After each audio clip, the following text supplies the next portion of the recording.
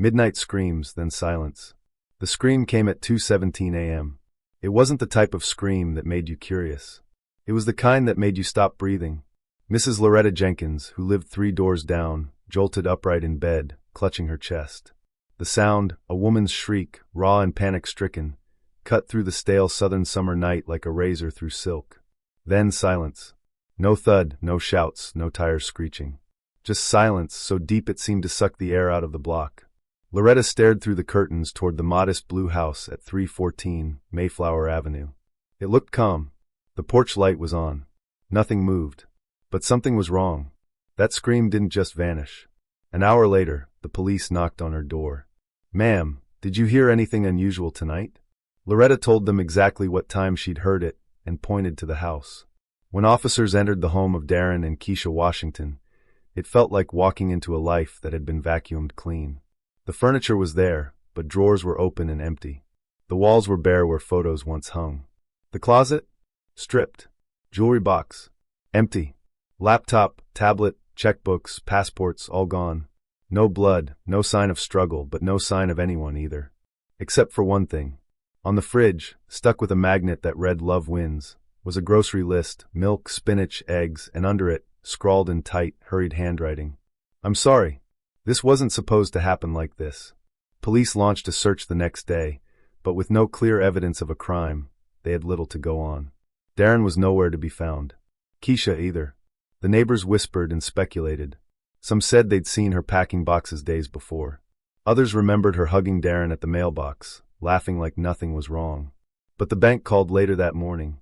Darren's account, nearly $127,000 in savings, had been completely emptied in 3 separate transfers over the past 72 hours. The house that once smelled like vanilla and vinyl now reeked of betrayal. Investigators initially listed them both as voluntarily missing. But the scream was not voluntary. It etched itself into the conscience of the block. Something happened in that house. Something they were about to uncover. Only it wouldn't be easy. Because when a woman disappears with every dollar a man has, leaving behind only a whisper of apology and a deafening silence, the truth doesn't just hide. It buries itself. They met the way a lot of couples do, on a humid night in Atlanta, music in the air, laughter flowing like liquor. Darren Washington was 38, soft-spoken, a community college math professor who preferred books over clubs, but had been dragged out by his cousin for just one drink. Keisha was radiant, sharp, flirty, with that kind of confidence that makes you forget your own name. She was 31, working as a freelance stylist, and said she liked men who spoke in numbers but loved with their soul. They fell hard. Fast. Within 6 months, she'd moved into his 2-bedroom home off Mayflower Avenue. The neighbors noticed how happy Darren seemed. He mowed the lawn with a little more pride. He played music on Saturdays. He even started dressing sharper, fitted blazers, polished shoes. But 2 years in, everything cracked. Keisha had an affair. Darren found out the way nobody wants to, through a forgotten phone left unlocked on the kitchen counter. The messages weren't vague. There were photos, hotel receipts, and even a "miss you already" text timestamped just hours after Darren had kissed her goodbye for work. He broke down, but he didn't leave. Instead, he asked her why. Keisha cried. She said she was scared. That Darren was too good, too gentle, and that she felt unworthy. That when her mother died, she spiraled. That the other man meant nothing. It was self-sabotage, not love. Most men would have walked. Darren stayed. He agreed to therapy. He forgave. They started over, or tried to. But something in him had changed. And something in her had hardened. She got distant at times. Started going out more. And yet, when she was home, she was perfect. Cooking dinner, playing old-school records, dancing in the living room. Darren told himself love was a choice, not a feeling. He repeated that line like a prayer. They even planned to start a small business, her styling skills, his financial smarts. She came up with a name, Second Chance Creations. But as time went on, small things began to go missing. His mother's gold bracelet, a backup credit card, the spare key to his filing cabinet. He asked. She denied, said maybe he misplaced them. And Darren, still in debt to the idea of redemption, believed her. "I'm just trying to trust again," he told his cousin Marcus one night. "That's love, right?" Marcus didn't answer right away. He just stared at his drink and said, "Trust is only love's shadow. If it's gone, the rest fades next." Darren didn't listen. He wanted to believe in the version of her that danced in their kitchen. But sometimes the people we forgive aren't sorry. They're just reloading. It started with a transaction Darren didn't remember authorizing, $497.28 from a shared savings account. It was labeled vendor services, apparel. He assumed it was Keisha. She was always ordering supplies for her styling work, and he didn't want to seem controlling. A few days later, another charge appeared. Then another. A slow drip of money, disappearing like a leaky faucet no one bothers to tighten. When Darren finally checked the statement in detail, the account had over 24 small to medium charges, all within the last 3 months. But by then it was too late. He'd been too focused on salvaging their intimacy, distracted by the idea that if he kept being patient, they'd finally move past the betrayal. He didn't confront her, he asked gently. "Hey babe, did you spend anything extra from the savings? There are some charges I don't recognize." Keisha's expression was pure confusion. "You know I've been using it for business stuff. You said it was okay." He hadn't. But the way she said it, so casually, so confidently, it made him question himself. Maybe he had agreed and forgotten. Between teaching, extra tutoring, and the pressure of trying to be emotionally available, his brain felt foggy half the time. He gave a nervous laugh and kissed her on the forehead. "It's cool," he mumbled. "Just checking." That night, she made his favorite, smothered pork chops and collard greens. Played Erykah Badu on the Bluetooth speaker. Wore that red wrap dress he liked. He told himself everything was fine. But it wasn't. A week later, he couldn't find his tax documents. His login to their joint online banking profile had stopped working. She said the site was just glitching. Told him to try again later. He nodded, even as a cold unease slithered up his spine. There were other signs too. She stopped letting him check the mail. She started locking her phone during showers. And when he asked about their business license, which he'd assumed she'd filed weeks ago, she said she'd handle it tomorrow. Tomorrow never came. What Darren didn't know then was that she had been withdrawing cash in small, undetectable portions. $400 here, $300 there, keeping it under the radar. She'd opened a separate account in her name only, using a P.O. box he'd never seen. She was preparing for something. Not just to leave him, but to erase him. Her plan had been in motion long before he caught on. But love, real love, can make a man ignore every red flag. And Darren was knee-deep in denial, holding on to a ghost of the woman he thought she was. And the ink on their life together? It was already drying up and fading fast. Marcus had always been protective of Darren. They were cousins, but more like brothers, raised side by side after Darren's dad died when they were teenagers. So when Marcus showed up unannounced one Sunday afternoon, the tension was real from the second he stepped through the door. "Yo, we need to talk," Marcus said, not even removing his shades. Darren laughed nervously. "Damn, no, hey man, how's it going?" "Don't play with me, D," Marcus replied. "This woman's playing you, and you know it." Keisha wasn't home.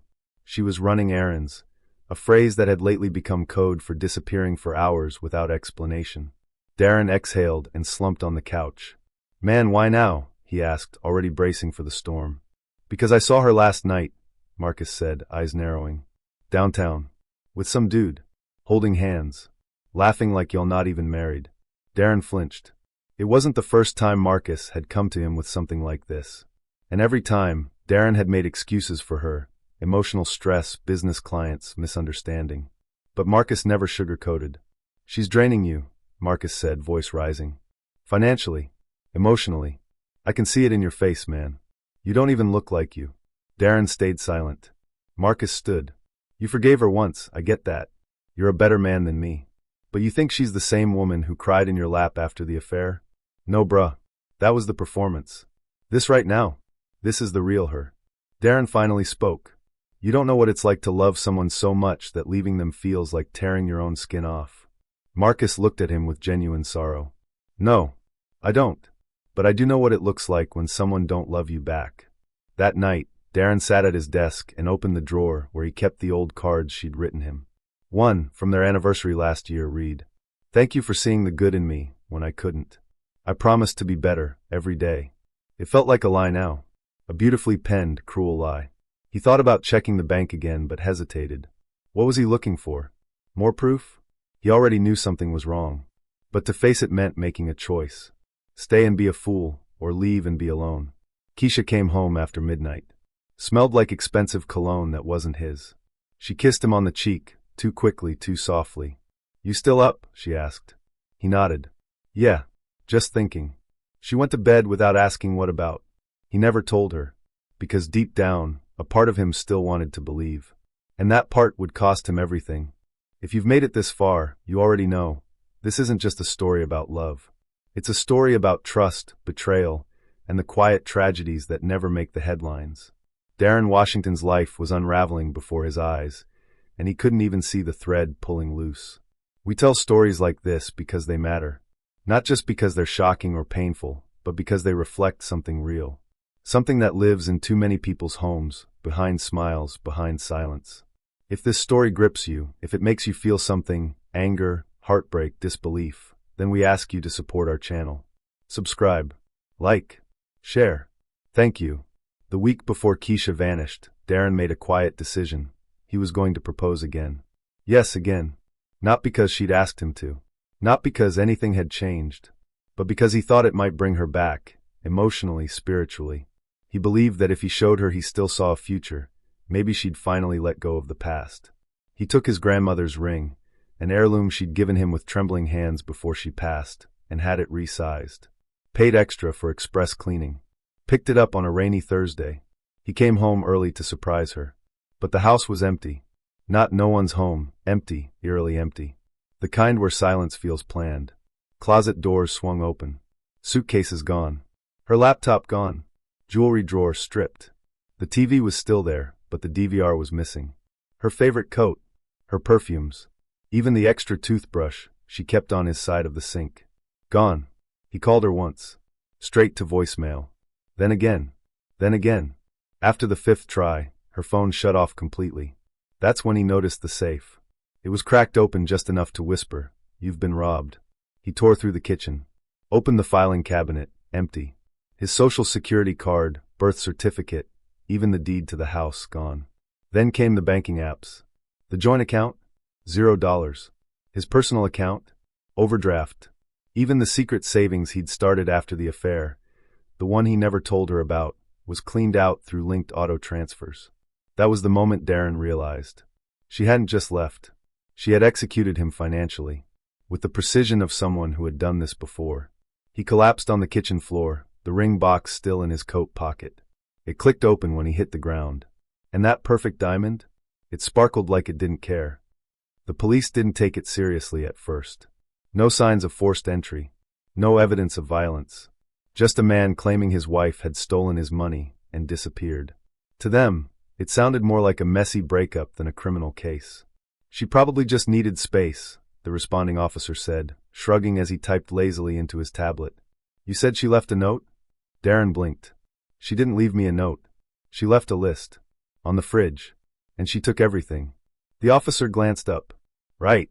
Well, if you think she drained your accounts without consent, that's a civil matter. You'll have to talk to your bank." And that was it. No urgency. No detectives. Just paperwork and pity. Darren went home with a business card and a recommendation for a solid divorce lawyer. But he didn't want divorce. He wanted answers. He wanted to know how a woman he kissed goodnight every day could steal his savings, lie to his face, and walk out without a trace. He checked hospitals, shelters, bus stations. Nothing. The PI he hired took his retainer, made a few calls, and sent back a 3-line report. No sightings. Phone inactive. No travel records in her name. It didn't make sense. She didn't have family in the area. No close friends, at least none Darren had met. Even her hairstyling business seemed fake. Her client numbers weren't in service. Her license number didn't match any in the Georgia state database. He was beginning to wonder if anything about her had ever been real. 3 weeks passed. Then, in the middle of the night, he received a text. Unknown number. No name. "Don't look for me. You'll only get hurt." Darren froze. The timestamp said it came from a burner phone registered to a prepaid plan in Alabama. He tried calling back. Disconnected. He handed it over to the police. Now they were interested. Because that wasn't just a disappearance. It was a threat. They filed an official missing persons report, but it was late. The trail had grown cold. Keisha had been gone long enough to cover tracks and forge new ones. Bank records showed several wire transfers sent to accounts overseas: Jamaica, the Dominican Republic, Panama. She hadn't run. She had escaped. Darren gave up sleeping. He sat on the porch for hours, scanning passing cars, waiting for closure that would never pull into the driveway. The home they built together felt like a mausoleum. Every photo of her now looked staged. Every memory rehearsed. She didn't just take his money. She took his story. Hijacked it. But Darren wasn't ready to close the book just yet. Because sometimes, when someone disappears without a trace, they leave just enough behind to follow. The search that broke him. Darren was a shell of himself. Weeks had stretched into months, and the grief wasn't fading, it was fermenting, turning into something darker. He lost 15 pounds. Stopped showing up to his college lectures. When the dean called to check on him, he let it ring. There was nothing left to say. He had filed every report, hired 2 different private investigators, even drove to Alabama himself after the text came in, sleep-deprived, fueled by gas station coffee and desperation. He knocked on motel doors, showed photos to gas station attendants. Some people looked sympathetic. Others looked bored. But all of them said the same thing. Sorry, man. Never seen her. His cousin Marcus offered to help again. Let's pull your credit report. Start fresh. You need to know what she touched, Marcus insisted. What they found stunned them both. Keisha had opened 4 credit cards in Darren's name. Used one to rent a car a month before she vanished. The rental agency? Located in Florida. Now Darren had a new lead. He drove down to Tallahassee. The manager at the rental place remembered her clearly. Real pretty, long braids, sharp dresser. Said she'd been with a man. Older. Drove off in a silver Nissan Altima. Darren begged to see the surveillance footage. Sorry, that data's wiped after 30 days, the manager said. Darren stood in the parking lot for a long time, staring at the empty space where the car had once been. A silver Altima. That was all he had now. Back home, he created a folder titled The Hunt. It was filled with screenshots of transactions, scanned notes, bank printouts, and one photo, the last picture they ever took together. Her eyes in the photo looked different now, like they were keeping secrets even then. One night, Darren got drunk for the first time in years. Sat on the floor with that open folder, talking to her photo. Why'd you do this to me? He whispered. Was I not enough? Or was I just convenient? The next morning, something changed. He decided to revisit every place they'd ever been. Restaurants, boutiques, even the abandoned beauty salon she said she'd been in talks to buy. That's when he stumbled across a woman sweeping the front stoop. You know Keisha? He asked. The woman paused. Keisha? She repeated, thinking. Darren showed her a photo. The woman's eyes lit up. Oh, you mean Kayla. She used to rent the space behind us. Name wasn't Keisha, though. She said it was Kayla McBride. Darren's heart stopped. That was the first time he realized Keisha Washington didn't exist. At least, not on paper. And if the name was fake, what else was? Now, the hunt wasn't just personal. It was about truth. About identity. And the woman who had stolen both. Darren couldn't sleep for days after hearing the name Kayla McBride. It was like someone handed him a crowbar and told him the truth was buried just beneath the surface of his entire life. He started digging, and what he found unraveled everything. He took the name to a friend at the DMV who owed Marcus a favor. A few keystrokes later, they had a match. Kayla Lennis McBride, born in 1988, Tallahassee, Florida. Her last known address was a rundown duplex on the city's south side. She'd filed for bankruptcy in 2014, had 3 aliases, and a sealed juvenile record flagged fraud/impersonation, multiple states. But that was only the beginning. Darren requested public court documents. In Alabama, Kayla had once been accused of defrauding a pastor she'd briefly dated, cleaned out his retirement account, and vanished. Charges were dropped when the man refused to testify. Said he was too embarrassed. In Mississippi, she'd worked as a nanny for a woman recovering from surgery. A month later, the woman's jewelry and credit cards were gone. No conviction, but she was named in the investigation. Each case eerily familiar. In every story, she reinvented herself.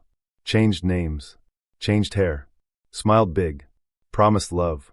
She'd leave once she got what she came for. Sometimes money, sometimes just control. Always with precision. And always without a trace. Darren stared at her face on the screen. His wife, or whoever she really was, posed in old mugshots. One had her with short, natural curls and a wide, indifferent smirk. Another, a straight wig and hollowed eyes. But the most recent one, the expression looked exactly like the woman who'd slept beside him for years. The same woman he nearly proposed to again. It hit him in waves. His entire relationship had been part of a script. She had played the role of reformed woman, broken but trying. He had played the part of the patient redeemer. But the play was never for him. It was for the next name, the next account, the next exit. Marcus was furious. You almost gave your whole damn soul to a scam artist. Darren could barely respond. He wasn't angry. Not yet. He was still stuck in grief, grieving a version of a woman who had never really existed. He met with the police again and showed them everything. The aliases, the financials, the pattern. This time they listened. An investigator named Detective Reddick took the case seriously. If she's still out there, she's probably working someone new already, he said grimly. But one thing gave them hope. A flagged transaction in Savannah, Georgia. A small wire transfer sent under a new name, Lisa McDaniel, to a rural P.O. box. This wasn't just a trail. It was fresh, and it meant she was still running. But this time, Darren wasn't chasing a ghost. He was chasing a predator. Detective Reddick moved quickly. Savannah police were looped in, and the P.O. box tied to Lisa McDaniel was flagged. Surveillance was set up, and Darren, though emotionally wrecked, was kept in the loop. It felt like the first real progress in months. Days passed. Nothing. Then, on a humid Wednesday morning, a woman showed up at the post office. Slender build. Hoodie pulled low over her brow. Black sunglasses. She approached the box, looked around, then opened it with a small silver key. Picked up 2 envelopes. Turned to leave. Officers were waiting outside. They stopped her as she stepped into the sunlight. "Ma'am, may we speak with you?" She froze. Darren was at home when the call came. "We've detained her," Reddick said. "It's her." But when they brought her in, she didn't break down. She didn't cry. She didn't ask for a lawyer, not right away. She sat calmly, almost amused. Her hair was dyed a copper red now. A new name. New ID. But the same face. The same quiet confidence she always had when she lied. Her real name, as it turned out, was Kayla Lennis Brooks. McBride was a stepfather's surname she used occasionally. She had at least 6 social security numbers linked to past addresses. Multiple charges that had been dropped over the years, mostly due to lack of cooperation from male victims. "I didn't steal anything," she told Reddick. "Everything was given to me. Gifts. Access. You can't steal what someone willingly hands you." That was her defense. That was the hill she chose to die on. Darren was allowed to submit a written statement. He poured his heart into it, described the manipulation, the lies, the slow emotional erosion. The financial loss was tangible. But the betrayal? That was a debt that couldn't be calculated. Prosecutors reviewed the case. Wire fraud. Identity theft. Financial abuse. But it wasn't enough. Too much of what happened was technically legal. The accounts were joint. The passwords shared. The evidence of coercion emotional, not documented.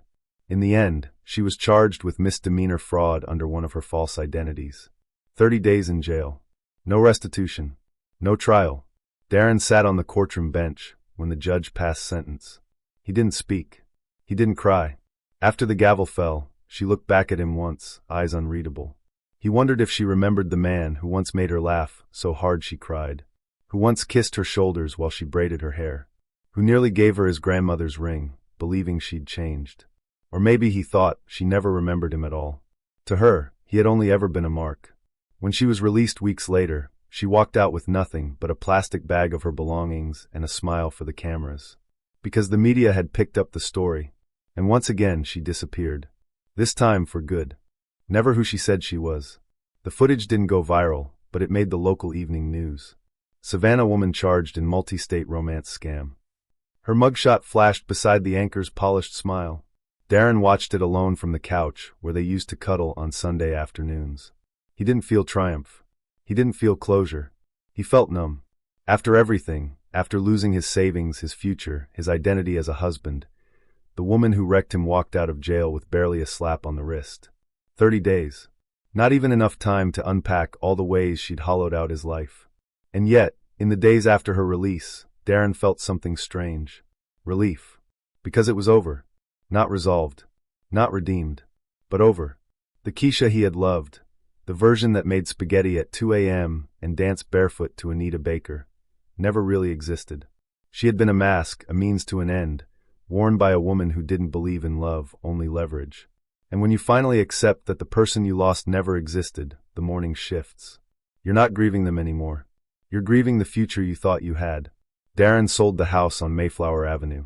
He left Atlanta. Took a job offer at a quiet college in North Carolina. Smaller campus, smaller classes. Easier days. He started therapy. He stopped drinking. He kept Marcus close and began writing again, short stories at first, then a memoir, though he wasn't sure he'd ever publish it. The ring he once planned to propose with? He donated it to a local domestic abuse fundraiser. Told the auctioneer, let someone find something good in it. As for Kayla, Keisha, Lisa, whoever she was, rumors came and went. Someone thought they saw her in Miami. Someone else said she was working in a nail salon in Houston under another name. Darren stopped following the tips. He knew better now. You don't find people like her. You just survive them. And maybe one day, you forgive yourself for not seeing it sooner. If you've made it to the end of this journey, thank you. This story wasn't just about crime. It was about identity, emotional survival, and the quiet ways people get erased without a single bruise.